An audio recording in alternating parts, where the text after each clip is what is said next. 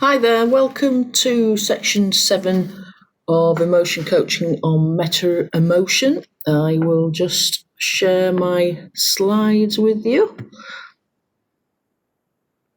Here we go, and always from the current slide. Okay, so the key to regulating ourselves using emotion coaching is about actually being aware of our own emotions and reactions and using something that we call meta emotion. It's the importance of being able to regulate our own emotions and behaviours when we're working with children who are very dysregulated, be it through trauma or whatever. We have to be aware of our own emotional response before we help others, because it's a safety thing, it's a safeguarding thing, and it's about us being able to put on our own oxygen masks so we can actually be successful in our regulation of other when we're working with pupils. So for the purposes of this course, they're calling it meta emotion philosophy, and as we've talked about before, it could be influenced from our genetics, our early life experiences, and it's about how we react and how we reason, how we respond to emotions in ourselves and our reactions to others. And we've touched on this earlier on. So we're just going to have a little short activity for a couple of minutes. I just want you to have a look at one of the pictures that I'm going to show shortly and think about a picture that represents an emotion you've experienced during the last week. Just ask yourself the following questions. What was the feeling? I.e., name it. What made you feel this way? How did you know you were feeling like that? What thoughts went through your head? And was there anything else that you noticed? So let's have a look at these faces and pick one of them.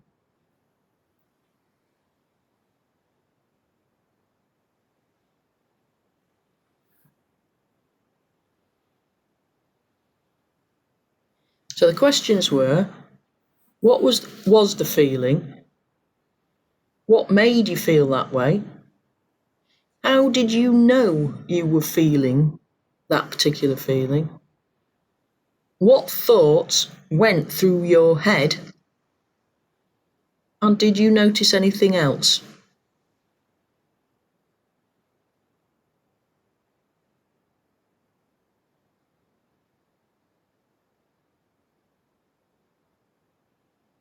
Okay, so hopefully you've got just a few thoughts about that in your head. And you'll be looking at all these facial expressions, and in reality there's going to be a whole range of different faces, especially with COVID, and every time we turn around and turn the telly on, something else has changed, got worse. It's actually a good activity to do on a whole staff basis. It gives everybody a chance to think about how they're reading other people's facial expressions, how they're reading it, and how that's making them feel, and how they're responding to those facial expressions, how that made you feel this way, how did you know you were feeling it, thoughts that were going through your head, and other things that you might notice about it. They've actually applied this emotion coaching, not that it was necessarily called that, but it was this kind of idea to leadership courses. It's called Secure Base Leadership Scheme. It's actually designed by a hostage negotiator who's now an occupational psychologist, who's looking at different styles and different ways leaders behave and the influence on that on their staff. I think they found something like 242 different emotions that people unconsciously responded to. And what's quite interesting is if we were doing this on a whole staff basis, people would have different responses to the same facial expression. And we know that teenagers have a different way of interpreting facial expressions to us. They often interpret a concerned expression as a cross expression, which might explain some reactive responses at times. It's always worth, when you working with teenagers, to look at all this kind of stuff. There's plenty of books on teenage development, so that's quite useful. So this just gives you a very quick feel of what it's like to actually be able to recognise emotions in other people. Now, we're sure, but we don't have any context from these faces, obviously. And that's why when you were doing it in a whole staff basis, you would check in with some staff, how they're feeling when they experience emotions. And especially when they're reacting to a child that they're working with, that they might have some difficulties with. What is it about that child's behaviour that they're finding hard? How are they interpreting those behaviours regarding the child? The meta-emotion philosophy is about getting staff, well, all of us, to think about your own emotions. It could be uncomfortable for a number of staff when you start to introduce this as an idea. Because no one's ever asked them that before. And when you think back to the parenting styles we were talking about in earlier sections, actually, so for a lot of staff, they will not have had their emotions recognised or validated for whatever reason. So just be aware of that when you are doing your training with your staff. What's quite interesting from a lot of this work is it's the non-verbal impact of language that we miss consciously. It's our unconscious sensory integration that picks up our interpretation. They describe this through emotion coaching as tone. So we detect the tone of the emotion before we detect the language of what is actually being said, if that makes sense. And if we had time, if we were working as a group, we'd be going through each of these faces and thinking about how they're impacting on our responses. Are they happy? Are they sad? How do they link into the 6 core emotions that we found we were talking about earlier in the course? It's interesting. I'm just going to show you this emotion wheel. Okay, so if you look at the big wheel here, you will see the core emotions in the middle there, and all these emotions outside that core are emotions that over time we would learn to recognise and be able to talk about. A lot of the children you'll be working with won't have this vocabulary, and actually a lot of the staff, a lot of us, will not have this full vocabulary. So they're quite nice things to keep around school, maybe not put on display, because it could possibly for some children be a bit overwhelming, because we are focusing on these key ones here. But to have all these emotions actually for us at our fingertips to discuss as and when we are ready is extremely helpful. And of course, emotions influence how we react and respond to others. And it's by reflecting on that feeling, naming it, and then responding to what others need in the moment that our often unconscious meta-emotion philosophy can be reduced. I'll say that again.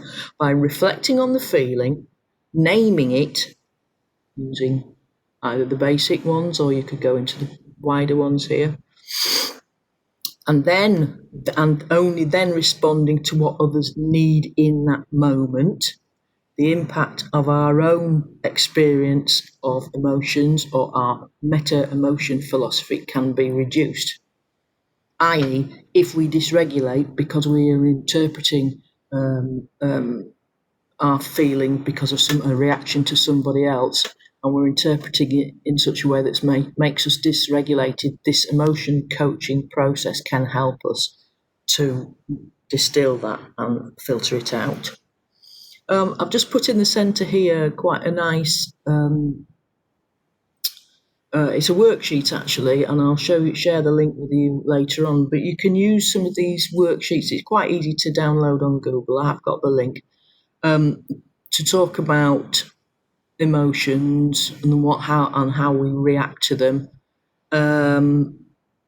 So I've got there are a few of these kind of templates around which I'll share with you later. Okay. I mean, something to think about is that we often stereotype our emotions as well. So this is about keeping this is to keep to yourself. This is not to share, in case you're working in pairs from home, however you're working. But it's something that you keep to yourself personally, but you need to reflect on it for a couple of minutes. There may be emotions that you try to avoid in other people. Mm-hmm. Anger is a common trigger. So for example, anger, you learn that anger becomes it's something to do with not being loved, for example. So based on your lifetime experiences, anger is not a good thing to be around. It's not safe. So what I'm saying is there are some messages, like we talked about in the other section, that you will have received from your own family, be it your siblings, extended family, your carer, whatever, that will have some kind of trigger and you will have a response to that's not necessarily a helpful response to have.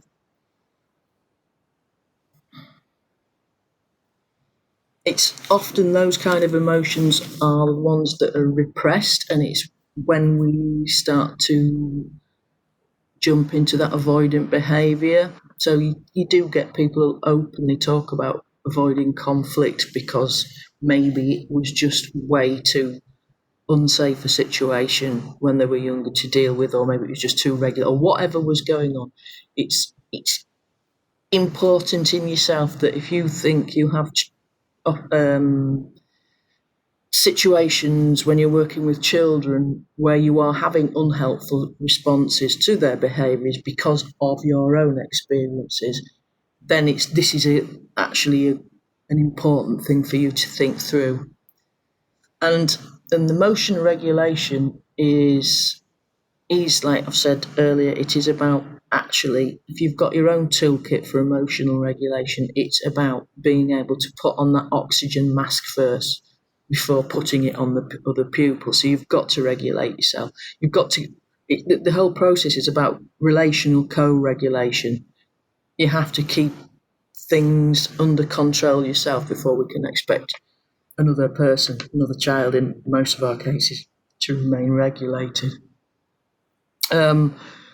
The idea of Spock, Star Trek, all the Trekkies out there who like a bit of Star Trek, the idea of Spock is ironically completely illogical. The relational brain needs the unregulated and rational brain to spot an issue. You can't co-regulate if you can't self-regulate. So Spock, two parts of his upstairs brain and his downstairs brain weren't working together, basically, and that means his character was unscientifically sound, even though it was great fun, I have to say. But that regulation, the emotional regulation, is absolutely critical in all of us. It's not something that can be removed from any of us. There's some good questions to ask of yourself as part of this section. You turn this off and you're having 5 minutes to yourself. How do you feel about feelings? How do you react to other people's emotions? How does children's behaviour make you feel? What do you already do to self-regulate, and what do you want to do to self-regulate? What would be helpful? So when we think about teacher training, for example, it's about emphasising the need to be human because we're not robots, and many of us have to learn this. We become socialised to get through the day job and remain professional at all times, when sometimes actually we just need to say, hey, that's not right. Something about this isn't feeling right, but we don't. And when you're doing staff training for others, once you've thought and rationalised this for yourself, what you'll see is you might observe sort of blocks about accepting emotion coaching in some of your staff. And it does come down to what we just talked about, this meta-emotion philosophy. And you will notice the penny dropping, some of these staff might have a bit of an aha moment as they learn the approach and they start to see how things fit together. emotion coaching is essentially starting to unblock something that's been blocked up. So don't be too surprised if some staff maybe completely reject it or get a bit agitated about it. Work it through with them, because it has to be a whole school approach. It's important for it to be a whole school approach.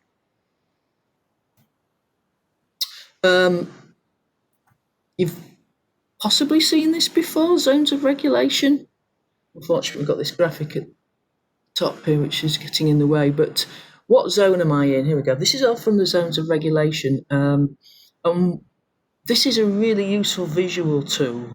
Emotion coaching is very language, verbally based, and for many of our youngsters, we need visual and verbal working together. So part of this course is about learning. Well, it's obviously about learning about emotion coaching, but it is about pairing it up with other regulation strategies around, and zones is excellent. It's been around for a long time. It's evidence-based, just like emotion coaching is. And I just wanted to share this with you because it talks about, I'm not going to go into it now because you need to go on a different course to learn about this. But if we think about 4 zones here that zones of regulation refers to, this is where we want to be. And this is where we need to be in the green zone because that's where we're regulated. This is where we're down-regulated, this is leading up, the yellow zone is leading up to being dysregulated and regulated here. So this is where you get the acting out behaviours, as we talked about, and this is where you get the dissociated behaviours and turning in of emotions onto ourselves, etc. So this is where we need to be. So to train children to be there, we use emotion coaching, obviously, but there are other tools which you can use these kind of visuals in school. Just make huge posters of them, stick them on the wall, where you can actually use visuals and simple language, simple written language, to help children recognise how to keep themselves in that green zone. Because we don't want them there, we don't want them going up here either. There's all sorts of examples on this one. You can make your own up, but it is quite nice. So sometimes it's about going and telling a teacher. Sometimes it's about inviting someone to do a bit of drawing. Oops, I'm just gone back. I didn't mean to do that. A bit of drawing, going having a snack, doing some breathing, volcano breaths, whatever your strategy is, doing some positive self-talk, having a break, having a drink, using sensory toys. So you can put in your box here whatever you want, but this is a really useful tool to have on the wall, useful visual to have on the wall. And finally, a lot of the research coming out at the moment is also telling us that some children and some adults notice things in their body before they can actually name the feeling. So they're learning about their feelings from their body sensations.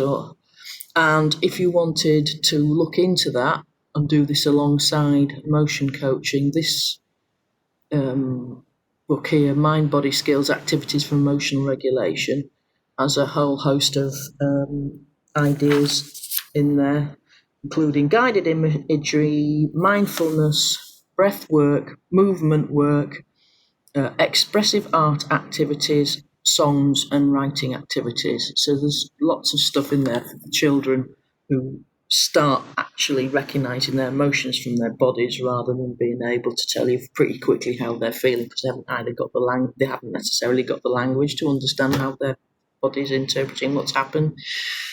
This I've made reference to before, the body keeps a score.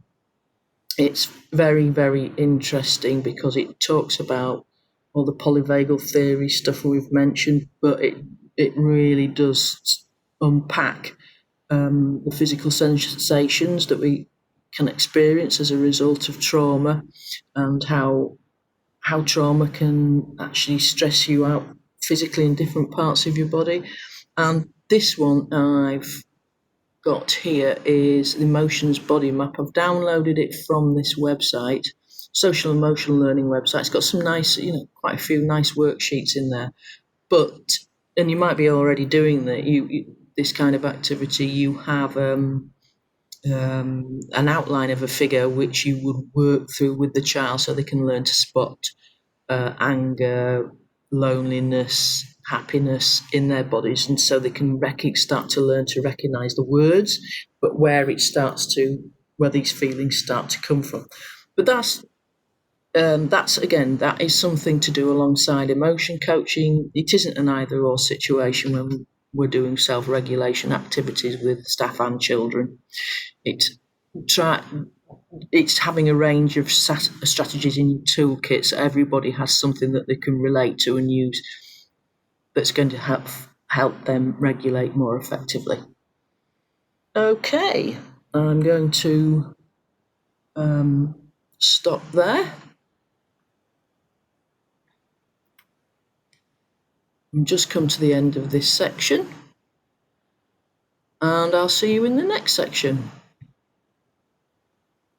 Thank you very much.